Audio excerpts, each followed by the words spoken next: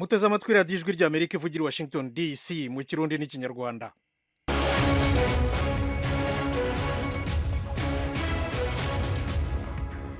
Inshuti zacu mwiriwe neza, muri kumwe na Thomas Kamirindi. Mu Burundi murumvira ijwi ry'Amerika ku mirongo migufi metero 19 na metero 22, naho mu Rwanda ni kuri FM 93 n'ibice bitatu na FM 104 n'ibice bitatu. Ikaze duhere ku ngingo z'ingenzi. Mu ntara ya Kivu ya ruguru uburezi burimo buradindira, amashuri menshi yashenywe n'intambara hagati y'abasirikare ba Kongo n'abarwanyi ba M23.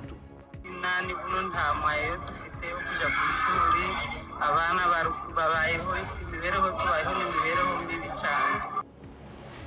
Uyu ni umwe mu babyeyi bafite ikibazo cyo kohereza abana babo mu mashuri muri iki gihe muri teritwari ya Nyiragongo mu ntara ya Kivu ya ruguru muri Repubulika ya Demokarasi ya Kongo.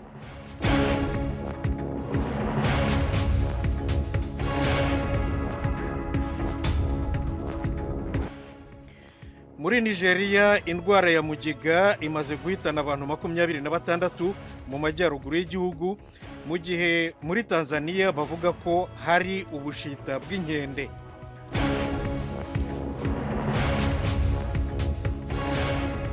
Uganda yohereje abasirikare mu murwa mukuru wa Sudani y'Epfo ifite ibibazo by'umutekano bikomeye muri iyi minsi.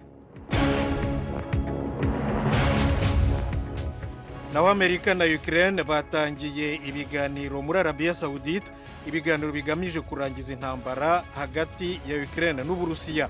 Aya makuru n'ayandi twabateguriye ni mu kanya gato cyane, mugume hafi.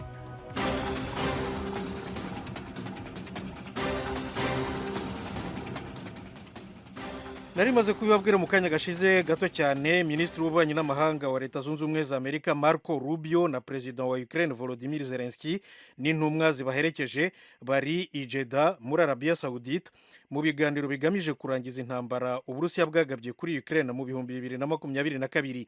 Team Ishimwe yaduteguriye iyi nkuru.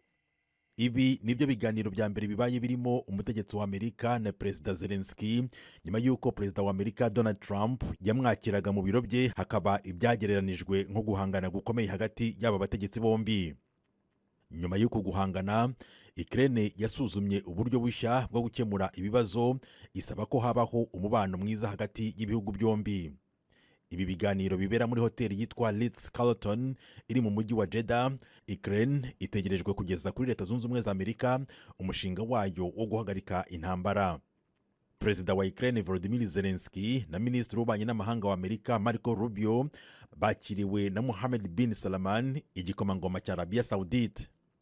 Igitekerezo cyo guhagarika intambara cyatumye abantu bagira icyizere ko hashobora kubaho impinduka nyuma y'imyaka 3 ishize ibihugu by'Uburusiya na Ukraine bishyamiranye. Ubu abategetsi ba Amerika n'aba Ukraine bari mu biganiro bije nyuma gato yuko ibyahuje Amerika n'Uburusiya nabyo byabereye muri Arabia Saudite.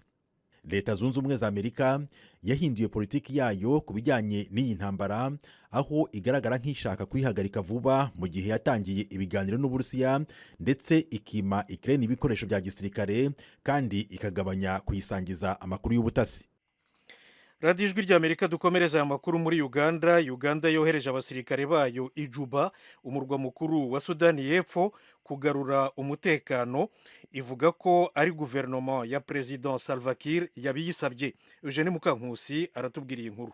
Mu minsi ya vuba umwuka mubi warazamutse muri Sudani y'Epfo, igihugu gikize kuri peteroli, kuva guverinoma ya Perezida Salva Kiir ifunze abaminisitiri 2 ndetse n'abayobozi bakuru benshi mu gisirikari bifatanyije na Vice Perezida wa mbere Riek Machar.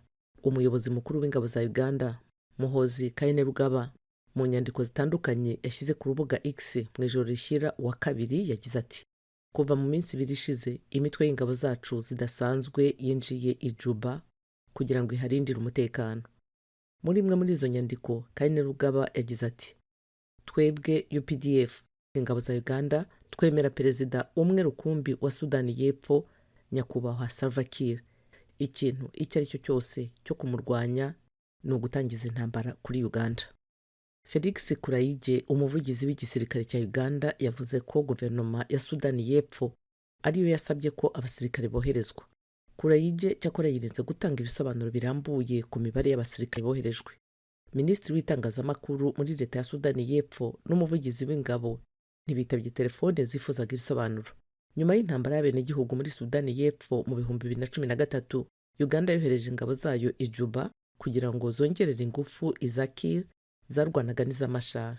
Nyuma zaje gukurwayo mu 2015.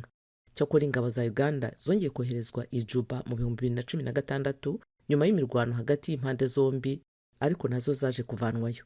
Uganda ifite ubwoba ko habaye intambara mu majyaruguru y'igihugu gituranye bishobora kohereza impunzi ku butaka bwayo, bikaba byateza umutekano muke. Ijwi ry'Amerika, ibyago si intambara gusa ahubwo ni n'indwara. Muri Tanzania guverinoma yatangaje ko yatahuye abantu babiri banduye ubushita bw'inkende.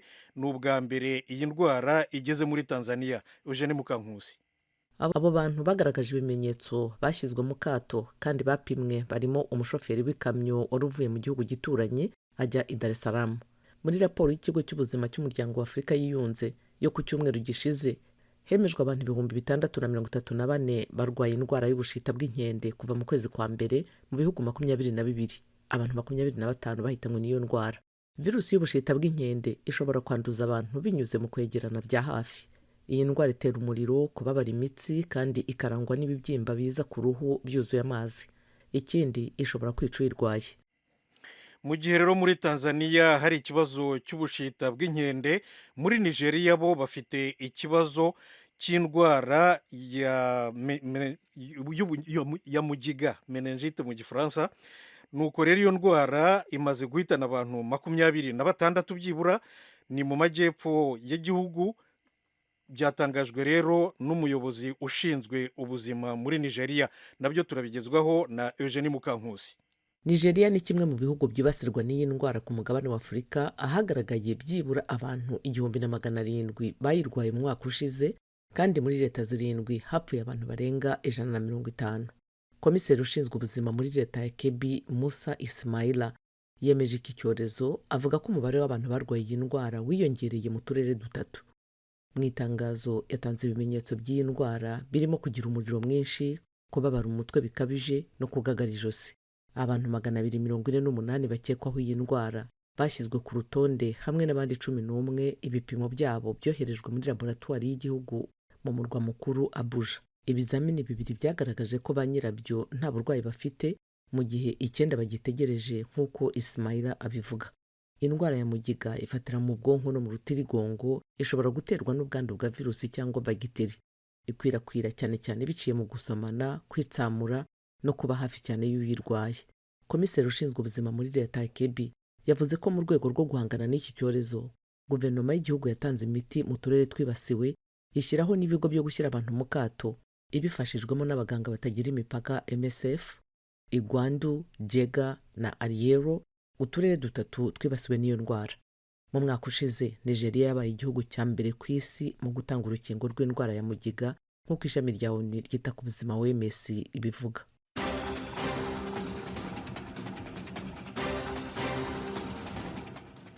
Mukomeje kumva radiyo ijwi ry'Amerika ivugira Washington DC mu Kirundi n'Ikinyarwanda.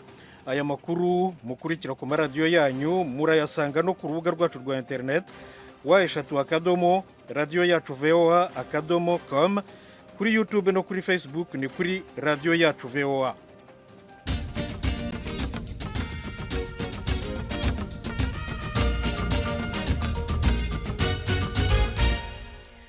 Dukomereza aya makuru muri Repubulika ya Demokarasi ya Kongo. Intambara yo mu ntara ya Kivu ya ruguru yashenye ibigo by'amashuri byibura 70% muri groupement ya Rusayo muri teritwari ya Nyiragongo.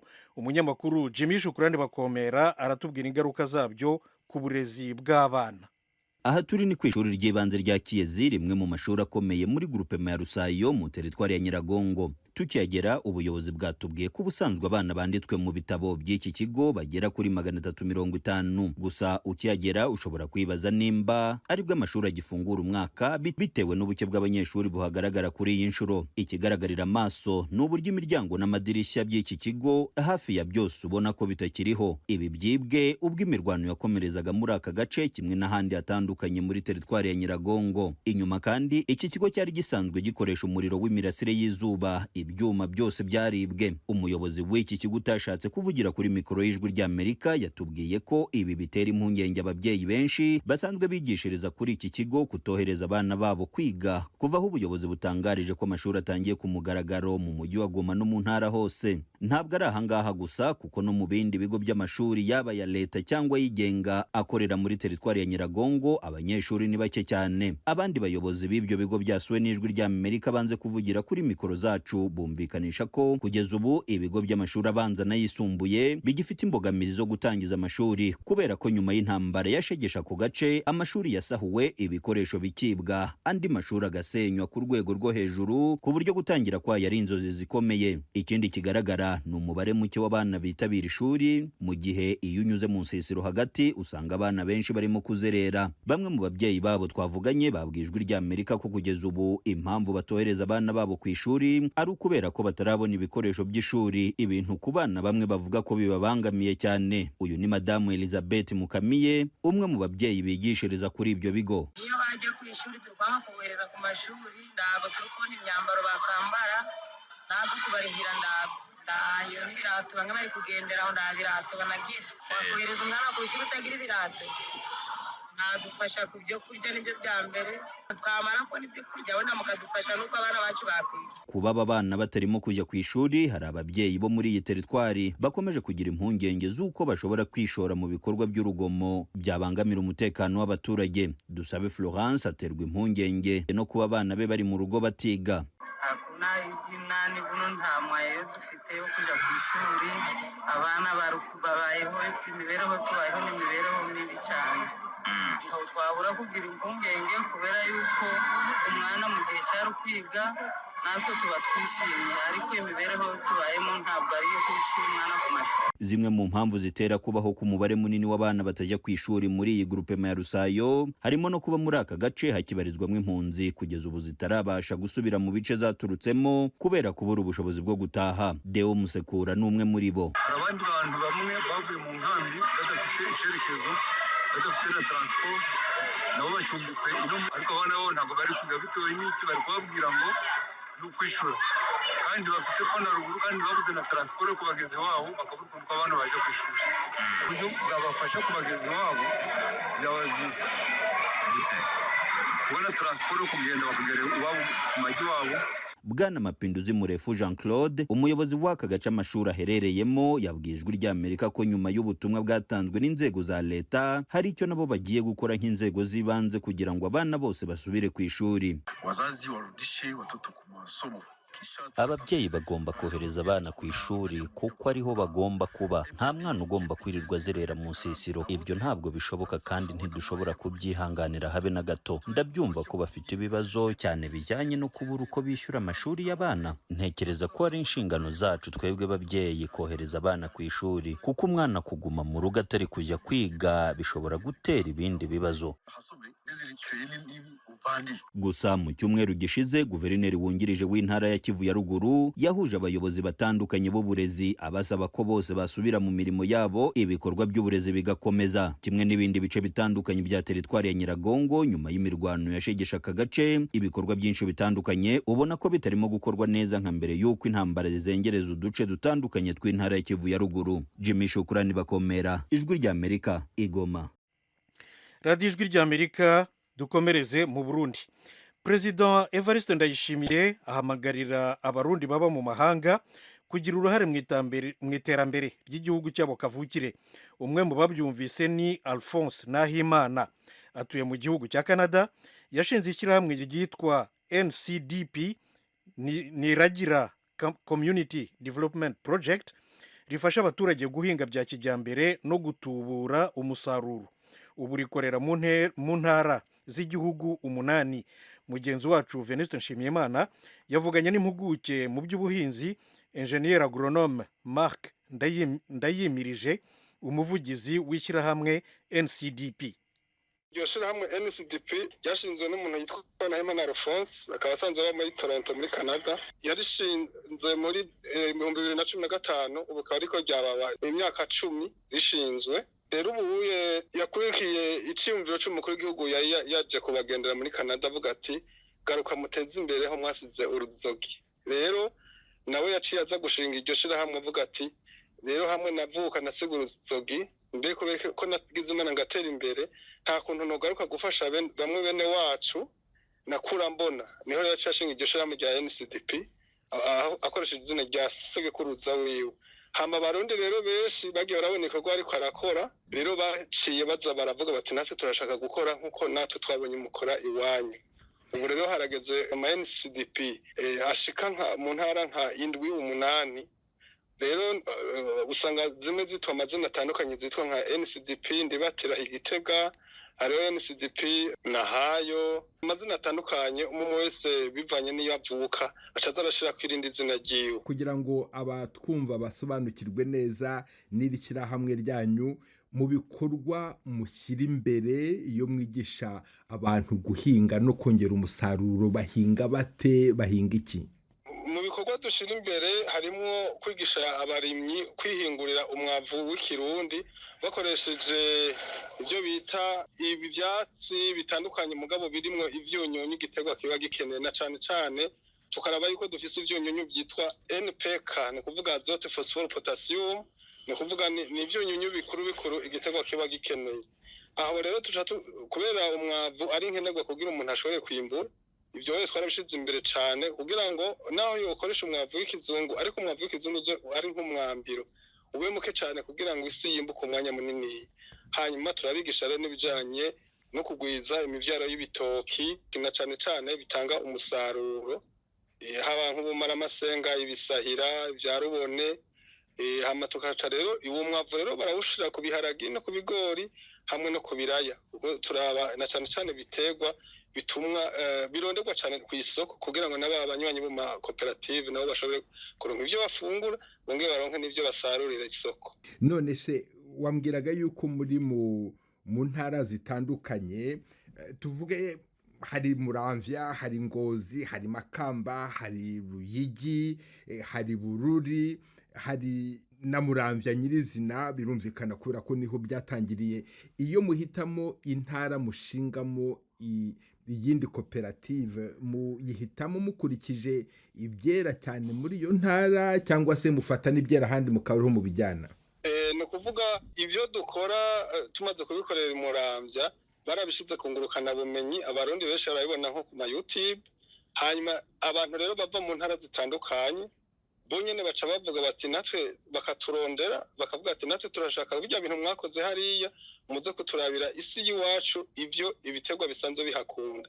Nimba ari mu ntara y'Imbo ni kuvuga yuko naho duca tugerageza kuraba turi kumwe n'abahinga batandukanye bagerageza kwiga isi iyo muri ako karere bakoranye n'abarimyi bo muri aho karere bati aha hakunda ibi. Tugeze mu ahantu mu intara y'Imbo naho duti harakunda ibitoki cyane turabishira kw'ingufu. Ari ahantu naho tubona yuko hakunda ibitunguru, ukuvuga wa mwavu turaheza naho tukawushira imbere mu gutera ibitunguru bizozana umusaruro. Ni kuvuga umwavu w'ikirundi tubigisha umwavu hariho hose, naho biravana n'ivyatsi by'ubwoko kanaka twasanze duca tugerageza gukoresha ivyo kugira ngo bishobore kuzana vya vyunyunyu bikenewe.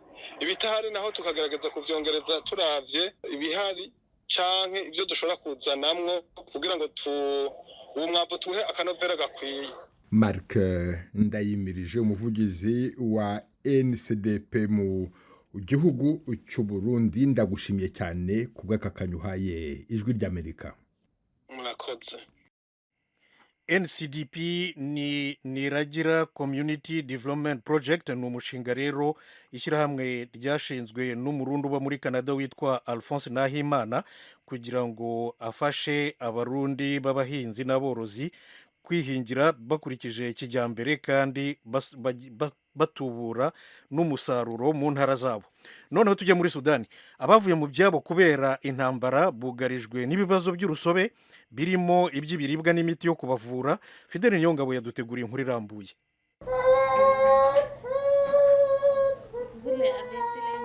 Kaltum Zakaria Ali aba mu ikambi muri leta ya Gedaref avuga ko kugaburira abana biwe bimugora cyane. Umwana wiwe w'umukobwa afise umwaka yamaze umunsi wose kuri uyu wa mbere ataronse icyo acisha ku munwa. Uretse ko yomowe n'intambara, Kaltum afise ikindi kibazo. Umuganga akora mu bitaro vy'ishirahamwe ry'abaganga b'Abanyamerika bakomoka muri Sudani ariko amuvura indwara afise yo mu mutwe. Kaltum yavuze ko ubuzima mu ikambi y'impunzi yo muri leta ya Gedaref muri Sudani bugoye cyane kuri we no ku bana biwe batatu. Yagize ati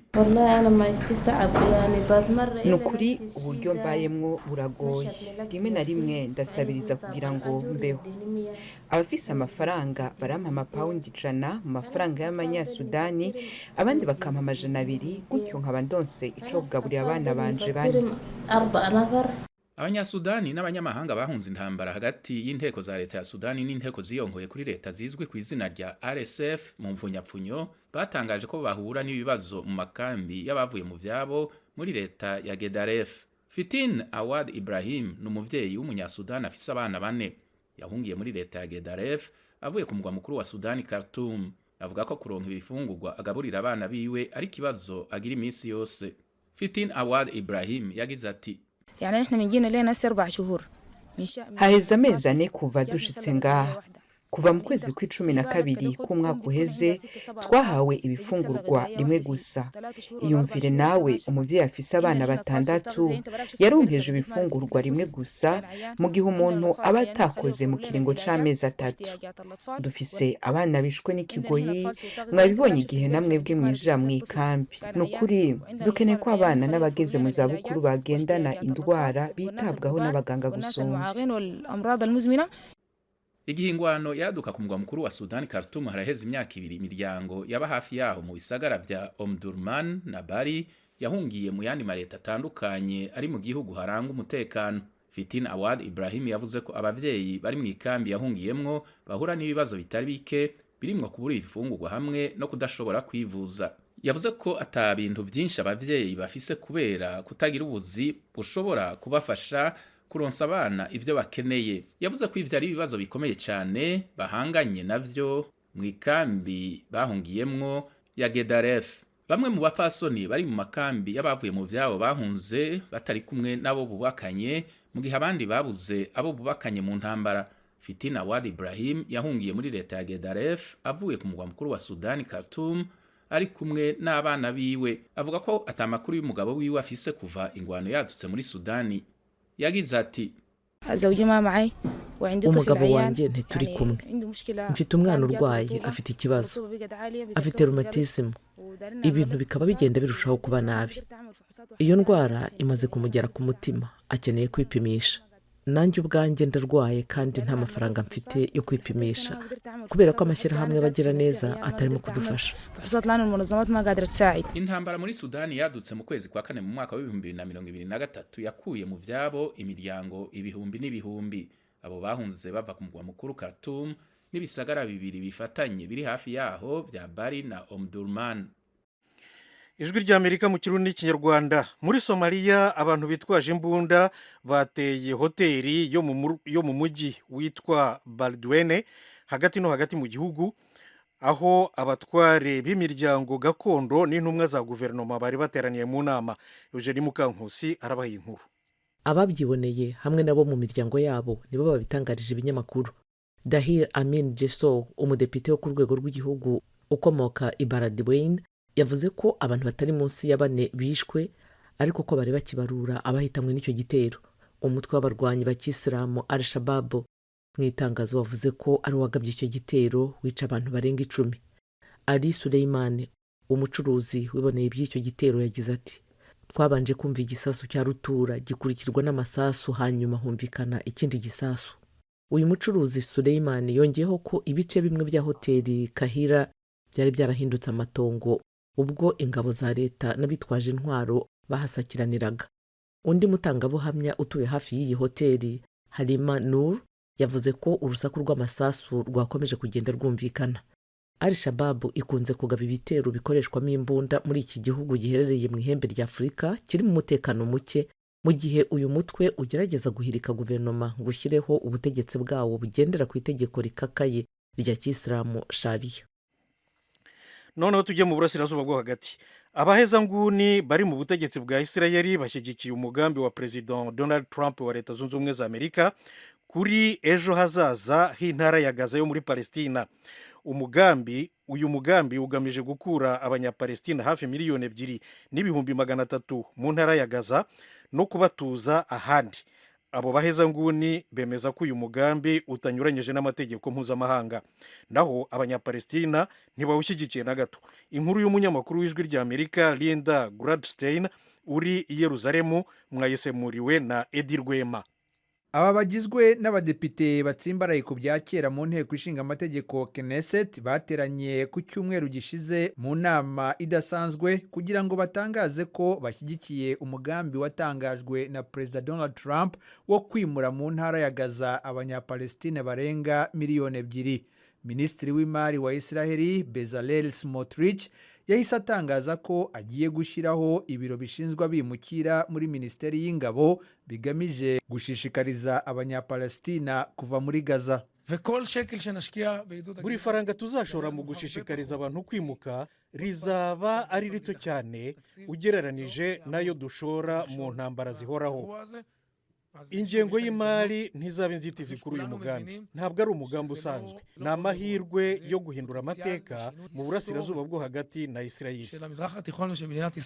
Umudepite Simcha Rothman avuga ko uyu mugambi wo kwimura abanyapalestina usobanutse kuruta uwatanzwe na Misiri n'umuryango w'ibihugu by'Abarabu. Avuga ko uwo mugambi wabo wo uha uburenganzira ubutegetsi bwa Palestina kuyobora Gaza, ariko ntubaha ububasha bwo gusenya no kwaka intwaro abagize umutwe wa Hamasi Leta Zunze Ubumwe za Amerika ifata nk'umutwe w'iterabwoba. Hari abantu bavuga ngo reka tugorore Hamasi, reka duhe amahirwe Hamasi yo kongera kubaka igisirikare cyayo. Wavuga ute ko icyo ari igisubizo gisobanutse? Si cyo. Giteye ubwoba, kandi giteye ubwoba kuri Gaza. Giteye ubwoba ku batuye Gaza, kinateye ubwoba ku mahoro mu karere. Umuhanga mu by'amategeko Eugene Kontorovich wo mu kigo Kohelet Policy Forum cyo muri Israeli wegamiye ku ruhande rw'abahezanguni, we avuga ko kwimura abantu ubakura mu bice byibasiwe n'intambara bitica amategeko mpuzamahanga. Turabizi ko mu bihe by'intambara havuka ibibazo by'impunzi. Urugero, muri Afghanistan hagaragaye impunzi ziba miliyoni. Niko bimeze muri Syria. Muri Ukraine naho hahunze ababarirwa muri za miliyoni. Ariko ntibyigeze byitwa itsembabwoko. Ubu noneho nta bushake buhari bwo gutuma abantu bitwa impunzi bigenderewe, ahubwo ni ingaruka z'intambara. Ku rundi ruhande, abahagarariye imiryango ishyigikiye impinduramatwara babibona ukundi. Uyu ni Hagit Ofran wo mu muryango Peace Now Settlement Watch wo muri Israeli. Ibi ntabwo ari ukwimura abantu ku bushake bwabo, ni ukubirukana no kubakura mu byabo. Ni icyaha cy'intambara kandi ni ukwambura ubumuntu ikiremwamuntu. Iyo usanze abantu aho batuye ukabashyira mu kaga, warangiza ukavuga ko bifuza kwimurwa, ntibivuze ko baba bashaka kwimuka ku bwende bwabo. Benshi mu badepite muri Knesset bashyigikiye ko Israeli isana imidugudu 21 y'Abayahudi ikanabagarura ku butaka busanzwe ari ubw'Abarabu mu ntara ya Gaza. Abayahudi bari baravuye kuri ubwo butaka mu 2005 ubwo ingabo za Israeli zavaga muri iyo ntara. Daniel Wise nawe wigeze gutuzwa muri bene iyo midugudu ashyigikiye icyifuzo cyo gutuza Abayahudi mu ntara ya Gaza. Abaturage ba Israeli biteguye kurwana, biteguye gushyira mu bikorwa igitekerezo cya Perezida Trump cyo kwimura abanyagaza. Nanone kandi abanya-Israeli biteguye kandi bashishikajwe no gusohoza intego yabo yo gutuza muri Gaza yose Abayahudi gusa.